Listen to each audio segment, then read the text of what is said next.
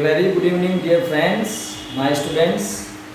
Myself BP Rana, and I welcome to you in my channel Chemistry Classes by Rana Sir. I hope you all are very well. Now today I am going to teach you about the equivalent weight of salt. First of all, I explain with you what is the salt, how it is formed, and what is the name of that reaction in which a salt formed. Let's start with me Chemistry Classes by Rana Sir.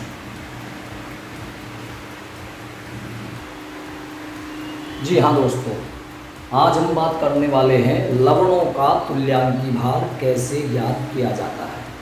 तो इसमें सबसे पहले हमें जानकारी होनी चाहिए कि लवण क्या होते हैं। तो सबसे पहले मैं आपको बताना चाहूँगा कि लवण क्या होते हैं। लवण साल्ट इंग्लिश में कहा जाता है इनको साल्ट्स। अम्लों तथा क्षारों की परस्पर उदासीनीकरण अभिक्रिया के फलस्वरूप बने आयनिक ठोस को ही लवण कहते हैं। देखिए जैसे कि HCl plus NaOH will be equal to, अब देखिए ये क्या बना NaCl और बाकी HOH H2O, यानी NaCl प्लस H2O। ये आपका अम्ल है हाइड्रोक्लोरिक अम्ल। ये आपका क्षार है सोडियम हाइड्रोक्साइड या कास्टिक सोडा। ये आपका जल यानी कि वाटर, और ये आपका है लवण सोडियम क्लोराइड। तो ये आयनिक ठोस होते हैं, यानी अम्लों और क्षारों की क्रिया द्वारा बने आयनिक ठोस को ही लवण कहते हैं। A product produced by the reaction of an acid and base is known as salt. या ये भी कह सकते हैं कि इस अभिक्रिया की जो अम्लों और क्षारों की परस्पर उदासीनीकरण जो अभिक्रिया होती है, इसके फलस्वरूप जल के अलावा जो पदार्थ बनता है, जल के अलावा, जल छोड़ दीजिए, जल के अलावा जो भी बनता है उसे हम लवण कहते हैं।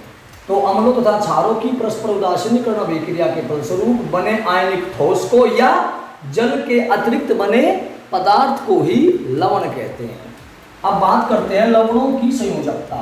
चलिए एक एग्जांपल और लेते हैं लवण का, जैसे कि NaOH plus HNO3 will be equal to, भाई साहब ये क्या बन गया HOH H2O, HHO कह लीजिए, और ये NaNO3। तो यहाँ पर जो NaNO3 है इसका नाम है सोडियम नाइट्रेट। जल के अलावा ये बना है तो इसलिए ये लवण है, नाम है सोडियम नाइट्रेट। क्या है ये? लवण है। ये क्या है? अक्षार है, OH है इसमें। ये क्या है? अम्ल है, क्योंकि इसमें H है। मैंने आपको बताया था जो H देते हैं, H पॉजिटिव वे अम्ल होते हैं, और जो OH नेगेटिव देते हैं वे क्षार होते हैं। पहली वीडियो में अम्लों और क्षारों के बारे में मैं काफ़ी जानकारी दे चुका हूँ। अगर आपको देखनी है तो वीडियो में जाकर के चैनल पर जाकर के सर्च करके आप देख सकते हैं। अब बात करते हैं लवणों की संयोजकता। लवणों की संयोजकता, लवणों की संयोजकता, वैलेंसी ऑफ साल्ट क्या होती है? देखिए कोई भी लवण दो पार्ट से मिलकर बना होता है, एक पॉजिटिव और दूसरा नेगेटिव। जैसे मैं NaCl की बात करूं, NaCl, तो NaCl को अगर आप तोड़ करके देखते हो, आयोनाइज करते हो, तो ये टूटता है Na positive plus Cl negative. ये ध्यान रखें आप, जब भी किसी लवण को आयोनाइज करेंगे तो उससे आयनों की संख्या भले ही अलग अलग हो, लेकिन आवेशों की संख्या सदा समान होती है। एक पॉजिटिव है तो एक नेगेटिव है।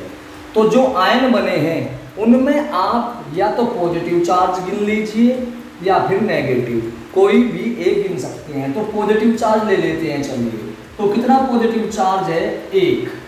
एक पॉजिटिव चार्ज है, इसलिए इसकी संयोजकता 1 है। किसकी संयोजकता? सोडियम आयन की। कहीं से बना है? सोडियम क्लोराइड से। इसका मतलब सोडियम क्लोराइड की संयोजकता भी 1 ही होती है, यानी कि इन्हें संयोजकता बराबर 1। एक संयोजी लवण कहा जाता है मोनोवेलेंट साल्ट, एक संयोजी लवण। चलिए आगे बढ़ते हैं जी। जैसे Na2CO3 को ले लीजिए, इसको आयोनाइज करते हैं तो 2Na1 positive plus CO3 2 negative. तो टोटल पॉजिटिव चार्ज कितना है? टोटल पॉजिटिव चार्ज है 2, क्योंकि 2 Na पॉजिटिव का मतलब है बच्चों Na पॉजिटिव और Na पॉजिटिव, तो यही तो 2 Na पॉजिटिव बोले जाएंगे। जब ये बोले जाएंगे तो एक चार्ज इस पर एक चार्ज इस पर, यानी कि टोटल पॉजिटिव चार्ज हुआ आपका 2। तो इसलिए इसकी संयोजकता कितनी होगी? 2। यानी कि सोडियम कार्बोनेट द्विसंयोजी लवण है, ये एकल संयोजी और ये द्विसंयोजी, यानी इसकी संयोजकता 2 है। क्योंकि संयोजकता का भी बहुत बड़ा रोल होने वाला है लवणों के तुल्यांकी भार में, इसलिए हमें ये जानना बहुत जरूरी होता है कि संयोजकता कैसे ज्ञात होती है। चलिए एक एग्जांपल और ले लेते हैं, Na3PO4। अगर आप इसको तोड़ोगे तो ये टूटेगा 3Na1 positive plus PO4 3 negative. तो टोटल पॉजिटिव चार्ज कितना हुआ? 3। 3Na पॉजिटिव का मतलब है Na positive Na positive Na positive, यानी 3 बार। तो तीनों पर एक चार्ज है, यानी ये Na positive Na positive Na positive, तो 3 बार चार्ज 3 चार्ज हुआ तो संयोजकता इसकी हो जाएगी 3। या फिर आप अगर इसमें कुछ दिक्कत आती है तो आप नेगेटिव देख लीजिए, यहाँ नेगेटिव आयन 1 है संयोजकता 1, नेगेटिव आयन 2 मतलब नेगेटिव चार्ज 2 है संयोजकता 2, नेगेटिव चार्ज 3 है संयोजकता 3। तो इसे कहते हैं त्रिसंयोजी लवण। त्रिसंयोजी लवण, सोडियम फॉस्फेट, ये सोडियम कार्बोनेट, ये सोडियम क्लोराइड। तो लवण क्या होते हैं? अम्ल और क्षारों की क्रिया द्वारा बने आयनिक ठोस या जल के अधिक बने पदार्थों को ही लवण कहा जाता है। लवणों की संयोजकता, अगर लवण को तोड़ के देखो, आयोनाइज करके देखो, जल में घोलने पर अगर लवण में पॉजिटिव या नेगेटिव चार्ज जो बराबर होते हैं, आप पॉजिटिव काउंट कर लीजिए या नेगेटिव काउंट कर लीजिए, वही संयोजकता होती है। जैसे NaCl से Na पॉजिटिव बना तो इसकी संयोजकता 1 होगी। यहाँ 2Na पॉजिटिव का मतलब 2 पॉजिटिव चार्ज, या कह लीजिए 2 नेगेटिव चार्ज, तो संयोजकता 2। इसी प्रकार इसकी 3 होगी। अब बात कर लेते हैं लवणों का तुल्यांकी भार। देखिए किसी लवण के अणुभार तथा संयोजकता के अनुपात को ही उस लवण का तुल्यांकी भार कहते हैं। लवण के अणुभार और संयोजकता के अनुपात को ही लवण का तुल्यांकी भार कहते हैं। तो लवण का तुल्यांकी भार को ई से प्रदर्शित करते हैं, बराबर होगा लवण का अणुभार और बटे संयोजकता। तो लवण का तुल्यांकी भार बराबर लवण का अणुभार बटे संयोजकता। परिभाषा भी यही है, ऐसे ही परिभाषा बनाते हैं, किसी लवण के अणुभार और संयोजकता के अनुपात को, लवण के अणुभार और संयोजकता के अनुपात को ही लवण का तुल्यांकी भार कहते हैं। अब देख लेते हैं इसके एग्जाम्पल। चलिए जैसे कि मैं बात करता हूं नंबर 1 पर सोडियम क्लोराइड NaCl।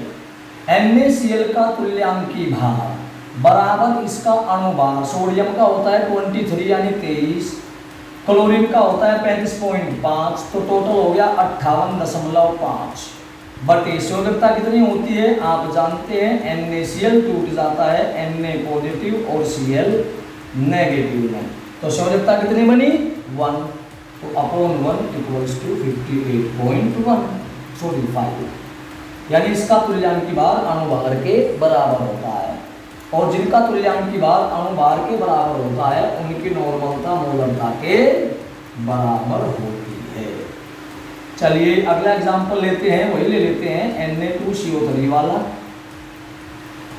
इसका तुल्यांकी भार बराबर अणुभार कितना होता है इसका 106 अपॉन संयोजकता आपको पता है, जब ये टूटेगा तो ये टूटेगा 2Na positive plus CO3 2 negative में, तो इसका तुल्यांकी भार अणुभार बटे संयोजकता कितनी 2 बराबर 53। और जिनका तुल्यांकी भार अणुभार का आधा होता है, भाई 53 क्या है 106 का आधा है, तो उनकी नॉर्मलता मोलरता से 2 गुनी हो जाती है। अलग से कर देता हूं इन्हें जिससे सेपरेशन दिखाई दे आपको। चलिए नंबर 3 पर लेता हूं सोडियम फॉस्फेट Na3PO4 का तुल्यांकी भार। तो सोडियम का 23, 23 × 69 प्लस फास्फोरस 31 प्लस 16 × 64। ये इसलिए बता रहा हूँ क्योंकि अनुभार शायद आप में से कुछ बच्चे नहीं जानते होंगे। अगर नहीं जानते होंगे तो YouTube चैनल पर वीडियो इसकी भी मैंने डाली हुई है, तो अनुभार देख लीजिए, आपकी समझ में 100% आ जाएगा कि अनुभार कैसे कैलकुलेट किया जाता है। चलिए, और बटे संयोजकता आप जानते हैं Na3PO4 कैसे टूटता है, 3Na1 positive plus PO4 3 negative. तो संयोजकता इसकी 3 हो गई आपकी, 4 1 5 और 9 14, 6 1 7 3 10 और 6 16, 164 बटे 3, 3 5 15, 1 14, 3 4 12, 2 3 6 18, 3 6 18, 54.66,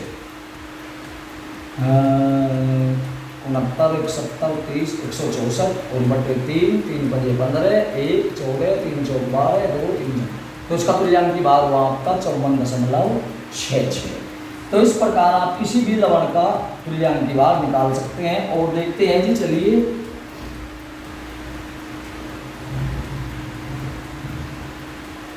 आगे बढ़ लेते हैं 2 एग्जाम्पल, क्योंकि आप ये सोच रहे होंगे कि हर एक में सोडियम ही आ रहा है, तो ऐसा ले लेते हैं जिसमें सोडियम ना हो, जैसे कि कैल्शियम कार्बोनेट CaCO3।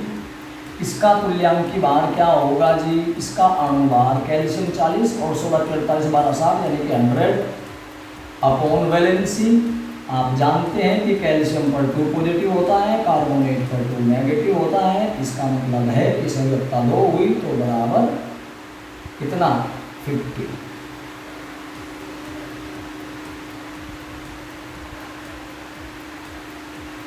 चलिए और देख लेते हैं जी, जैसे मैग्नीशियम सल्फेट MgSO4, इसका तुल्यांक की बार कैसे ज्ञात करेंगे। इसका अणुभार देखिए, मैग्नीशियम का 24, पूरे सल्फेट का 96 यानी 120। और संयोजकता प्राप्त करने के लिए आपको इसे आयोनाइज करना होगा। आप जानते हैं Mg पर 2 पॉजिटिव होता है, SO4 पर 2 नेगेटिव होता है, तो संयोजकता कितनी हुई, 2 = 67। Mg 24 होता है, सल्फर 32, ऑक्सीजन 16 14 64, तो 64 32 96 और 24 120। तो इस प्रकार आप किसी भी लवण का तुल्यांक की बार इस विधि के द्वारा ज्ञात कर सकते हैं। उम्मीद करता हूँ, देखिए इसमें एक बात का ध्यान रखें, ये जो आयोनाइज होता है इसका पता भी आपको संयोजकता से ही चलता है। मैं आपको बता रहा हूँ, मैं बहुत जल्दी करके संयोजकता की वीडियो डालने वाला हूँ, वो 2 पार्ट में वीडियो डाली जाएगी, क्योंकि काफ़ी बड़ा लंबा टॉपिक हो जाता है, आप देखने में बोर ना हो जाए, इसलिए संयोजकता का 2 पार्ट दूंगा। अदरवाइज अगर आप बोर ना हो तो मैं उसमें भी एक पार्ट में भी इसको डाल दूंगा। और अगर आपका कोई सुझाव हो, अगर आपको वीडियो अच्छी लगती हो तो लाइक और कमेंट ज़रूर कीजिएगा, जिससे अगर कोई कमी हो तो मैं उसमें अपना सुधार कर सकूं। तो आप कमेंट करके ज़रूर बताइएगा।